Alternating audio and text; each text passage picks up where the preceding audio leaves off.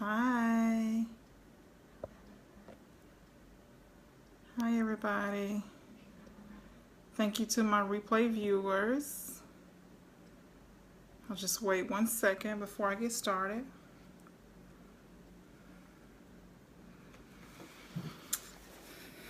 As you come in, if you'll click like and share, I appreciate it.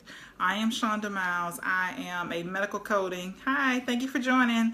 I am a medical coding expert, medical coding coach, and what I do is I help coders who want to get some type of certification, whether it's inpatient or outpatient certification, or whether it's a HEMA certification or APC. So that's what I do. I have 6 certifications of my own, 17 years in the business. So I have CPC, CPCI, which is, if you don't know what that is, that's Certified Professional Coder for instructors. I have the CPB, Certified Professional Biller. Hey, Dolores. I have the CRC, Certified Risk Adjustment. Hi, Lori. I have the... what else? CPB, Certified Professional Biller. So 6 certifications altogether. CCS, which is a HEMA certification. CCSP, which is also a HEMA certification. It's a Certified Coding Specialist, physician-based. So that's so I have 6 certifications. So that's what I do, help coders get certified. So no matter what that is. So I want to talk to you today about getting certified, what you can do, kind of some mistakes that coders make, and then at the end I'd like to offer you 100 tips to help you pass the CPC. So the CPC exam is an investment. So I always want to make sure that, coders are prepared. They don't go into it blind. And so we all know if we fail an exam, it is a hit to our confidence. So we want to pass the certification on the first time. So let's talk about 8 mistakes coders make when taking the CPC exam. So number 1, most coders go into the exam and they read the scenario first. So it doesn't matter if the scenario is short, medium, or long. You want to read your question first to see what it is that you're looking for.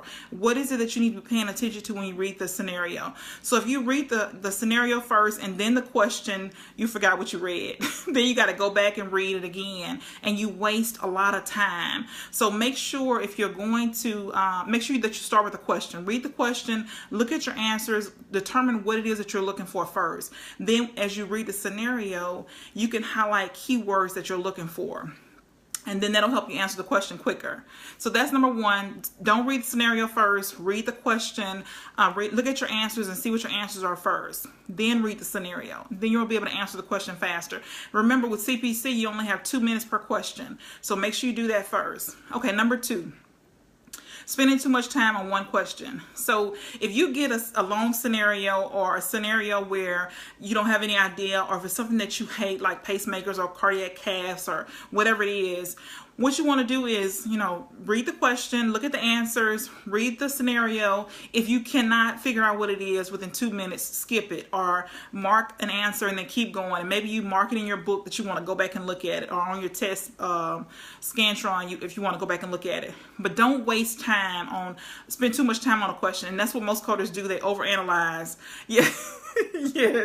Yes, they overanalyze on a question, and then they run out of time at the end. So look at your answers. You have to learn how to read quickly.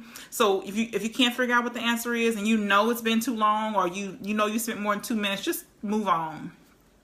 So that's number 2, spending too much time on one question. Number 3, not highlighting keywords. So we don't have time to go back and read a scenario once we've read it already. So highlight the keywords. Look at ages. Look at numbers. Look at words that, maybe body parts, or like excision or removal or something like that. You want to look for your keywords and highlight them, so you don't have to go back and reread the scenario again. Pay attention to if it says female or male or new or established. These things are important when you're going to answer the question.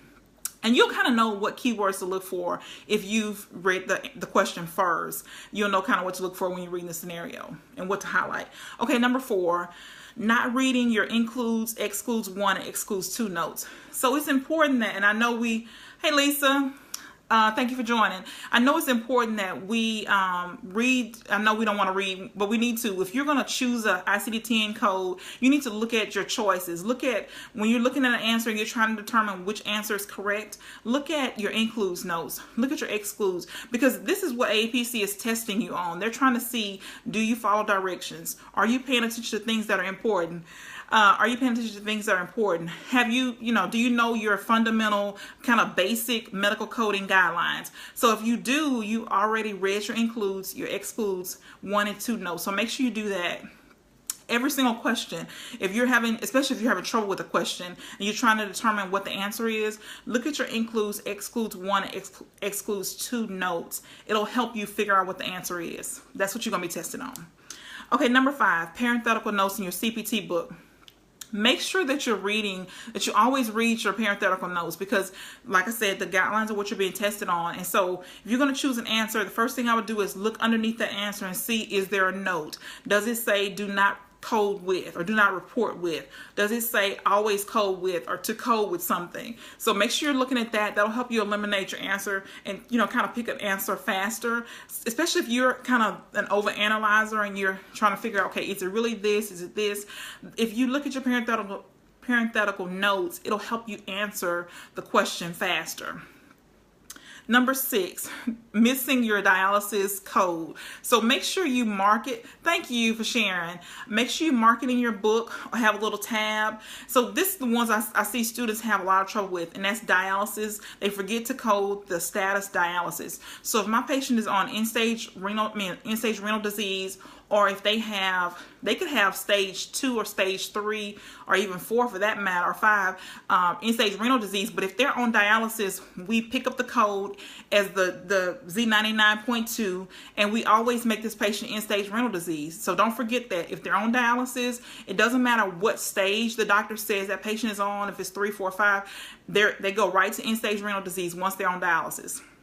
A lot of coders forget that, or they've never heard of it. So that's number 6. Don't forget the dialysis code. Number 7, forgetting the weeks of gestation. You can go in your index pregnancy, weeks of gestation, if you want to look this up. I have it tabbed in my book. It's Z36. So don't forget the weeks of gestation. If my patient is pregnant and she's going in to see the doctor, or she's in the hospital for a stay, or she's having a baby on this delivery, make sure you code the weeks of gestation. Super important. APC wants to know, do you know this guideline? So number 8, don't forget long-term insulin. So you can go to your index in your ICD-10 under long-term, and you'll see, go down to insulin. Don't forget your insulin. If your patient is type 2 diabetics, if your patient is type 2 diabetic and they take insulin, as long as the insulin is not just, they're just giving the patient insulin to, bring it under control. If they're just bringing it under control, you don't code the insulin. But this patient has been put on insulin long-term. So you don't code if if they're bringing it under control, or if it's like sliding scale.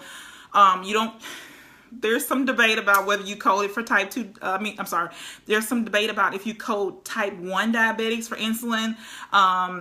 Most of the time you should not code type 1, because it's kind of understood. It's kind of redundant. If we know a patient, no matter what, if a patient is a type 1 diabetic, they're on insulin. So we don't have to code that. But if a patient is type 2 and they're taking insulin, as long as it's not sliding scale or being brought under control, you would code the long-term insulin. So don't forget that. That's Z36. That's Z79.4 long-term insulin. And you have to go and look it up to get the rest of the code.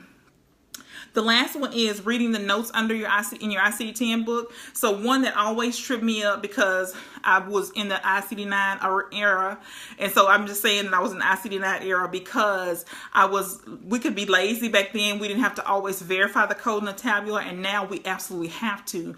But so one of the things that gets me is B95, B96, and B97. So if you don't know what that is, that's the infection code. Go back and look that up. And a perfect example, or kind of so you can kind of see this, J95.851.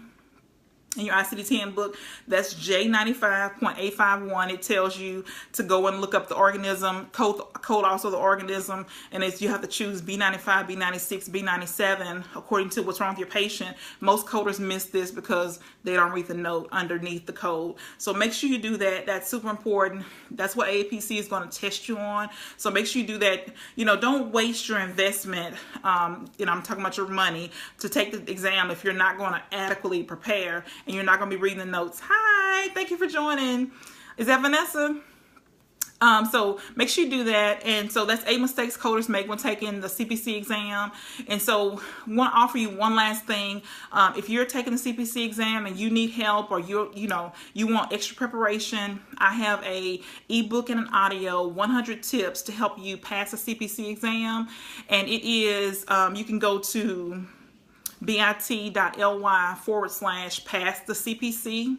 That's bit.ly/pass the CPC, and that's if you want the 100 tips to pass the CPC exam. So it's super important. I want you to pass on the first time. The CPC exam is a tough exam, and so I want you to make sure you're prepared. And so again, I'm Shonda Miles. I have been a coder auditor for 17 years. I write coding books. If you want to look me up on Amazon, I have, I think, 5 books on Amazon that are coding, and the rest of them, 20 books or so on other topics. But coding is one of the things I talk about because it has literally changed my life. And I think it's important that people know that, you know, you never know. If you feel drawn or you went through education for coding, something drew you to coding. So if you want to see it through, you want to get certified, you want to work in coding, it's a great field. It allowed me to make 6 figures for the first time in my life. And so it has just been a good experience for me. And so I can, I see a lot of single moms that want to work remote. And this, is a great field to help, a mother who wants to be available for her kids and then be able to make a good living. And so that's what happened to me 17 years ago or 18 years ago. My doctor told me that I had a heart condition, and he told me that I needed to stop working in sales, and I needed to find a job that was like low-key maintenance and, preferably at home. And so I went to school for medical transcriptionist, and I hated it. And so I remember taking a class that I really liked, and that was medical coding. And so that's how I ended up in medical coding. And so it has, and just FYI, I did not have a heart condition. It was acid reflux. So anyway, I'm perfectly fine. I'm perfectly fine. But anyway, coding has literally changed my life. And everybody I can get a chance to tell, it has been perfect for me. It's a great way for someone to earn a great living, especially if you want to, work remote. And so that's what I talk about. That's one of the things I talk about. I talk about money, using digital products, and I talk about medical coding, getting certified, because I think it's important if you're going to, be a medical coder, that you get certified. It will just increase your credibility, increase your income. If, once you're offered a position, you have some room to negotiate a higher salary if you're certified, and people take you more seriously if you're certified. So get certified. If you need my help, you can send me a DM on Facebook. Like I said, if you want to get the 100 tips to help you pass the CPC, you can go to bit.ly/pass the CPC. Hi, Danny. Thank you for joining. So if you will click like and click share and share this out and help someone else who wants to pass the CPC exam, I would appreciate it. And I will talk to you tomorrow more about coding.